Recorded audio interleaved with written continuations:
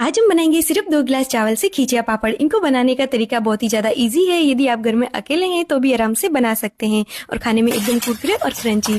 सबसे पहले कुकर में हमने लिया है 10 गिलास पानी। उसमें जीरा, पापड़ खार, नमक, अजवाइन और मीठा सोडा सारी चीज़ें डाल के अच्छे से मिला लेते हैं और एक उबाल आने देते हैं। 2 गिलास चावल लिए हैं तो इनको हमने 5-6 घंटे पानी में भिगो दिया था। ये भी डाल देंगे।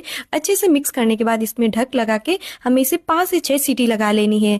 उसके बाद हम इसको अच्छे से मिलाएंगे। 5-6 हरी मिर्च को पीस के डाल दिया है और अच्छे से वापस मिक्स करना। इसमें दाना नहीं रहना चाहिए। हरे धनिया डालेंगे और 10 मिनट इसे खुले में पकाना है। बैटर हमारा तैयार है। एक दूसरे बर्तन में थोड़ा बैटर निकाल के ठंडा कर लेंगे। एक प्लास्टिक की शीट ले ली है, उसमें थोड़ा सा ऑयल लगा के बैटर डाल के इसको ऊपर से ढक के फिर ऊपर से एक प्लेट से इस तरह से दबा के पापड़ की शेप दे देनी है। बहुत ही ईजी है इनको बनाना।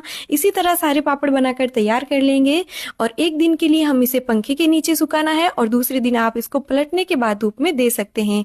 पापड़ हमारे बनकर तैयार है। एंजॉय कीजिए।